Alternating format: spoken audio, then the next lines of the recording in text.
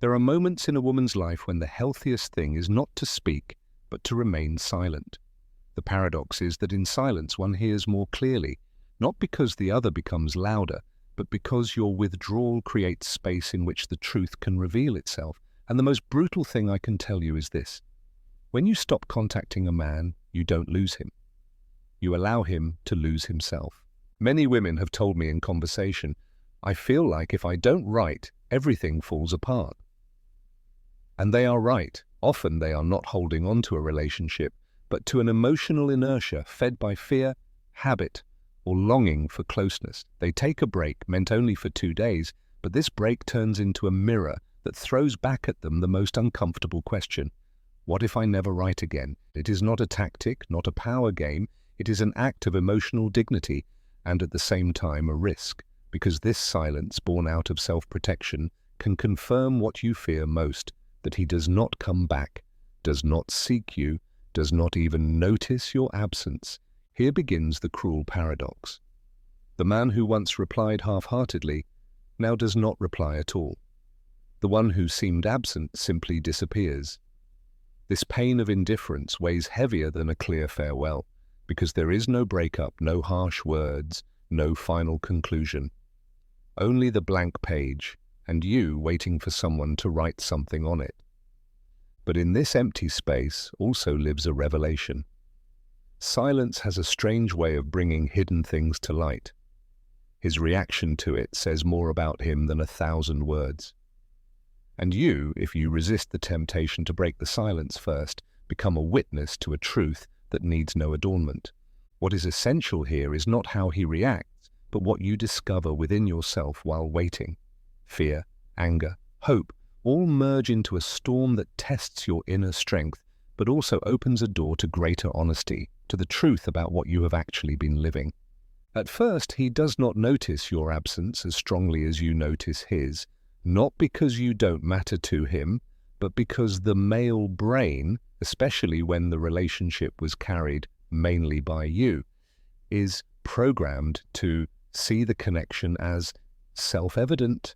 He doesn't constantly check it, he doesn't analyze it, he takes it for granted, like expecting light after flipping a switch without thinking about the current that makes it possible. For many women, not writing immediately brings a surge of anxiety. The phone feels heavier. Every empty notification feels like a small betrayal. Because they have been socially, emotionally, and culturally trained to nurture relationships, to keep the connection even when it hurts. So, stopping writing does not only mean interrupting contact, it means challenging your own identity. Who am I if I do not seek? Meanwhile, he needs time, sometimes hours, sometimes days. His attention wanders between work, friends, routines and hobbies. You, who once were his emotional constant, are now silence. And as rational as humans are, they remain addicted to repetition. When the pattern changes, a quiet restlessness arises like an itch whose source he doesn't know. Then he begins to look for signs, not signs of love, no. More like checks, the impulse to know if you are still there. No heroic act, no great declaration of love, just small gestures. A short message. All good? Or, this reminded me of you. A story on social media that seems as if it were meant for you but without confirmation. A shared song without comment. A quiet knock on the door without a clear will to enter. And here many women fall back, because this little sign immediately awakens new hope. Maybe he noticed, maybe he misses you, but it is not yet longing that moves him. It is habit. It is ego, a cautious probing. He doesn't want to lose you completely, but he also doesn't know if he is ready to truly win you. He just wants to know if the door is still slightly open. And from your maturity, you must ask yourself the question, am I ready to be only tested by, or do I expect to be clearly and consciously chosen? The human brain in its primitive structure does not distinguish between real affection and habitual reassurance. But what it perceives very clearly is absence. When something that was always available suddenly disappears, the nervous system feels it as a threat, not because love is lost, but because predictability is broken. And the mind, however rational, hates uncertainty. In relationships where the woman carried most of the attention, the calls, the messages, the little constant gestures, the man has learned to receive more than to give, not always out of calculation or malice, but because emotional roles establish themselves without anyone naming them. He settles in, she holds on, he reacts, she carries, until one day she stops. This cut, quiet and inconspicuous, resonates, not like a thunderclap that awakens awareness, but like a dull echo that confuses. What's wrong? Is she okay? Did I do something? Questions that do not arise from deep love, but from the loss of the usual reflection. Because often we do not love the person, but the image they give us back of ourselves. And if you were his mirror of reassurance, then your silence leaves him alone with himself. Then begins one of the most common but least understood reactions. He reappears in small doses, not with real closeness, but with hints. Because his impulse is not to reconnect with you, but with the feeling of being desired. That sounds romantic at first glance, but it is not an act of love. It is the search for narcissistic reassurance. I want to know if I still have you, not because I love you, but because I cannot bear the thought that you no longer love me. The problem is that many women interpret this behavior as a change of heart. They believe this small gesture is a sign of renewed interest, that this shy hello is the beginning of winning them back. But it is not. It is a test, a brief glance back, like someone walking past their old house just to see if the light is still on, without any intention of entering, only to check if they would still be welcome. And you, who have already experienced disappointments, recognize the difference. The energy with which someone knocks on your door says more than their words. There are visits that want to stay, and knocks that only remind you that someone was once there. At some point, there is no more room for tests. The maintained silence forces the other to take a stand. And here something decisive happens. When the man can no longer count on your initiative, your daily messages, your emotional availability, he stands at a threshold. Some cross it with determination, others simply turn away. But no one can remain standing in the doorway forever. If he feels no real bond with you, if you were only there to fill a functional void, company, distraction, attention that kept him from feeling his own emptiness, then he will withdraw, without conflict, without explanation, without closure. He simply dissolves like someone leaving before being asked to stay. And as painful as that is, it saves you an even greater burden, continuing to invest in someone who never intended to build something lasting with you. What we often interpret as coldness is nothing but emotional flight. No harsh words, no reproaches, no grand last scene. But silence also speaks. It says, I am not ready to fight for this. And you deserve that sentence, even if it comes in the form of absence. But there are also other men, rarer, whose reaction to silence is different. They do not withdraw, but begin to think, not immediately. Emotional clarity rarely comes at first, but over time, when the phone remains silent, when no stimuli are there, something begins to ache. And if this pain is real, it does not turn into reproaches or manipulation, but into seeking. Then there are no ambiguous messages or casual memes, but clear words, concrete gestures, genuine intention. Because when a man truly realizes that he has been absent, he does not try to convince you of the opposite. He does not argue away your silence, he acknowledges it. And in this admission lies a maturity that only arises when the ego stops leading the conversation. It was not the silence that punished him, but it confronted him with himself. It stripped him of the protection of habit and forced him to look directly at what he had almost lost. And if he truly values you, he does more than look for you. He shows up with words, with actions, with vulnerability. When a man disappears after your silence, the most painful thing is not his absence. It is the silent confirmation that you were the only one who was truly there. Because missing something that once was is different from realizing that there was never anything solid to hold on to, only a series of one-sided gestures that you gave, in the hope that one day he would lean toward you.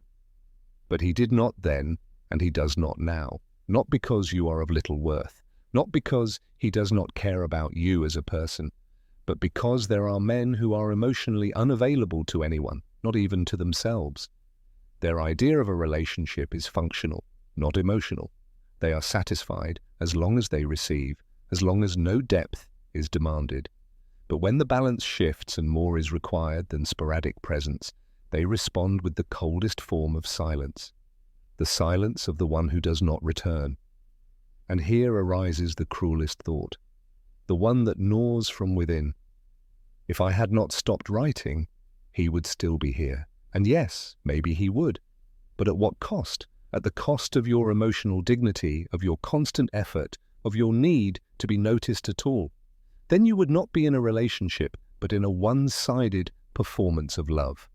Acknowledging that someone does not want to stay is one of the most intimate acts of self-love, because it means letting go of an illusion that gave you comfort, but no truth. It means looking into the mirror without excusing the inexcusable, without searching for external reasons, without saying, maybe it wasn't the right time, or maybe I should have acted differently. Sometimes the other simply lacks the emotional capacity to love in the way you deserve, and that is not your fault. Silence in such cases works like a clarifying agent. It does not create the distance. It shows that it was already there.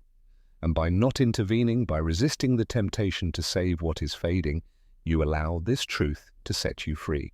Because even the pain of losing something real is easier to bear than the confusion of holding on to something that only existed in your longing. And if you ever ask yourself, why didn't he come back? Why didn't he fight? Remember this. Whoever does not come closer when you do not call him never really intended to stay. There are men who feel your silence as a true loss. They are not satisfied with hints. They do not send ambiguous sentences or half-hidden stories. They do not seek a quick reaction to ease their restlessness. They simply recognize that they were absent and act directly, without detours, without waiting for a sign from you. This is not belated romanticism, not a desperate strategy. It is an honest, often painful admission that they let something valuable pass by, not because you left, but because they were not truly present while you were there. And when this realization matures, the silence that once seemed like a threat turns into an opportunity for healing. The difference is clear. They do not try to convince you with sweet words or with explanations that sound good but mean nothing. They step forward with concrete actions, with messages that do not beg for pity but take responsibility. I know I was distant. I don't want to lose you. With calls that do not drown out the silence but respect it. We can talk whenever you want, but I need you to know how I feel. With proposals that are not vague promises but clear decisions. I want to see you and really talk. Such reactions are rare because they require an emotional maturity that not everyone has developed. They do not arise from a wounded ego, but from the awareness of what is at stake. They do not seek quick reassurance. They understand that your withdrawal had a reason, and that a return does not mean erasing everything, but rebuilding. But here too, you need clarity, because not every regret means lasting commitment. Not every impulse to return means the ability to stay. Before you answer, before you let yourself be carried away by the emotion of reunion, ask yourself, does this move come from fear of losing me, or from the genuine desire to be with me? There is a big difference between someone who wants you back and someone who truly wants to move forward with you. One soothes his fear, the other takes responsibility. And you, who have experienced enough to distinguish between empty gestures and genuine devotion, deserve this clarity. Not because you are too demanding, but because you have learned, perhaps painfully, that love without emotional commitment is only a play of reflections. That is why true silence has a special power. It does not manipulate, it liberates. Not immediately, not without pain, but it does, because by interrupting the constant flow of reassurance, of explanations, of emotional carrying, You create something that in psychology we call inner space. And this inner space is not filled with distractions, not with ready-made ideas, not with wishes disguised as certainties. It is filled with what is truly there when the outer noise fades. In a relationship, this silence fulfills a function similar to that of a dark room. At first it makes you restless, you see nothing. But with time your eyes adjust and you begin to perceive shapes, nuances, truths you did not want to see before. He too experiences this emotional darkness from his position, and depending on his attachment style, secure, anxious, or avoidant, he reacts completely differently. An avoidant man, for example, can use your silence as an excuse to justify his departure. Internally, he tells himself, "She withdrew, so there was no point in continuing." But that is not a rational conclusion, but a defense. Because the relationship exposes him to a closeness he cannot handle, and before becoming vulnerable he chooses distance. Not because he feels nothing, but because he does not know how to feel safely. A man with a secure attachment, on the other hand, even if he was distracted, can use your silence as an opportunity for reflection. He does not lock himself in his ego, does not look for culprits. He honestly asks himself, where was I while she was still there? And from this question arises a new kind of contact, less impulsive, more conscious, ready to repair something without you having to save him. You too go through a process during this time, because silence is not just a waiting strategy, but a fertile field for your own emotional awakening. While the other shows himself, you also show yourself to yourself. You discover whether you miss the person or only the habit, whether it is the absence of love that hurts or the shattering of an ideal. And in this double clarity, his and yours, truth begins to emerge. Not a comfortable one, not an immediate one, not always a hopeful one, but an emotionally mature truth. A truth that does not need to be shouted or demanded, but that can be quietly looked at in the eyes. Imagine Sophie. She had something with Daniel for 3 months, nothing serious, at least it seemed so, yet she felt that something was growing, not deep love perhaps, but hope. She was the one who wrote, suggested plans, paid attention to the little details. He replied with a yes, but with weak energy, grateful but not really engaged. One day she decides to stop. She doesn't write, she doesn't push, she doesn't search. 4 days pass. Daniel sends a dry hi without weight. She answers politely, but doesn't take up the old rhythm again. He doesn't insist. The conversations cool down, dissolve, and a natural silence replaces what had previously been artificially maintained only by her initiative. No confrontation, no closure, just the clear evidence. If she doesn't push, he doesn't move. This kind of ending hurts, yes, but it liberates because it is so merciless. Daniel didn't disappear as punishment. He simply never had deep intention. He wasn't cruel, not evil. He was simply available only for superficiality. And by taking away the constant pressure, Sophie could recognize that without confrontation. The bond, because it wasn't mutual, dissolved on its own. Now imagine Lena, another woman, in another phase of life. She had been with Ryan for almost a year. He was not indifferent, but lately, too absorbed in himself, barely present. She felt alone, even in his presence. So she decided on a week of silence, not as punishment, but as a pause to hear her own discomfort more clearly. On the 3rd day, Ryan begins to seek her. Not with empty messages. He calls, leaves a voice message. He has been thinking. He doesn't sound desperate, but genuine. On the 5th day, he stands before her, not with excuses, but with flowers, with eyes that do not evade. He says, I know I have withdrawn. I didn't see it, but now I am here. If you want to talk, I want to listen.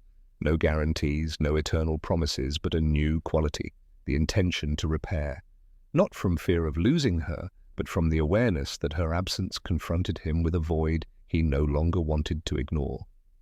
These two scenarios are neither good nor bad. It's not about condemning Daniel or idealizing Ryan.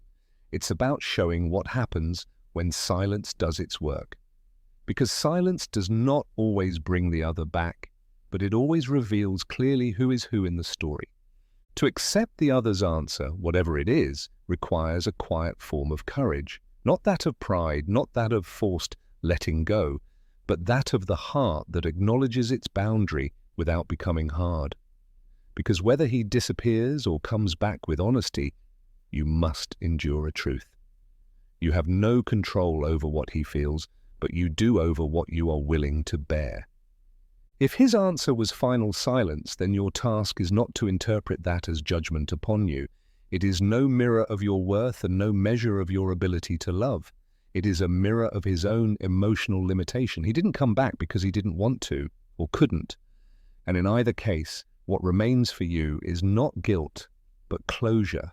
A closure that doesn't always come with words, but solidifies when you decide no longer to hold on to something that was never truly offered to you. It is hard, yes, because when there is no farewell, the mind invents scenarios to search for logic where only emptiness exists, but love does not have to justify what never was. It only needs you to allow yourself to stop waiting for something that, in its absence, has already been decided, not as resignation, but as emotional liberation. If, on the other hand, his reaction was genuine, if he came back with intention, with actions, with vulnerability, then your task is not to jump back blindly, not to idealize the returnee as if it were proof of an epic love, but to observe, to feel, to examine whether his actions carry what his words suggest, not as punishment, but out of respect for yourself, because even the man who comes back can fail, not because he doesn't love you, but because he hasn't yet done the inner work necessary to truly stay. And you are not here to repeat old circles. You are here to build from another place, a place where silence is no longer a threat, but a tool, where you are no longer afraid of what happens if you don't write first, because you know whoever wants to stay finds a way, and whoever doesn't finds an excuse. No matter how he reacts, the real question is, how do you react to this truth? Do you reject yourself because he didn't answer? Do you betray yourself out of fear of losing him again? Or do you stay with yourself without hardness, but with clarity, knowing that you deserve more? Silence does not mean disappearance. Silence is not punishment either. Silence, when it comes from a soul tired of eternal pleading, is a return to yourself. It is the stopping of knocking on doors that do not open. It is letting go of a rope. Not because you don't care, but because it hurts too much to hold it alone any longer. You have lived enough to know not everything that begins with hope ends with reciprocity. That doesn't make you naive. It makes you human. Because love that arises from a genuine desire to share is not a strategy, but devotion. Yet devotion without response becomes exhaustion over time. And sometimes you have to stop searching for the other in order to find yourself again, in exactly that silence you so feared. You have discovered a truth that is not loud but heavy. Whoever wants to stay, stays, not when you call, not when you beg, but because he feels it, because he chooses it, because he truly wants it. And if that doesn't happen, you are not obliged to turn yourself into a beggar for a love that doesn't come, because love is not blind, it is clear. It sees what is missing, it sees what hurts, it sees what doesn't change. And even if it hurts, it learns. It learns to let go without drama. It learns to recognize the value of absence as a tool of truth. It learns not to run back at the first little sign of attention, because you have understood. Not every message is a bridge. Sometimes it is only a signpost. It shows you where you stand, but it takes you nowhere. This path you have taken is not a formula. It has no guarantees, no handbook, but it brings a certainty. You have survived worse than this silence. And if you are here today, finally hearing yourself, it is because a part of you grew tired of pushing where no echo came. And in that tiredness lies wisdom. And maybe you don't yet know what to do. Maybe you are still waiting for an answer that doesn't come. or interpreting gestures that are too vague. That's okay. No one heals in a hurry. But one thing you can promise yourself from today on, you will never again lose yourself just to avoid losing someone else. Because true love is not measured by how often you insist, but by how you hold yourself when no answer comes. And in that holding, even when everything in you trembles, lies a dignity that no one can take from you.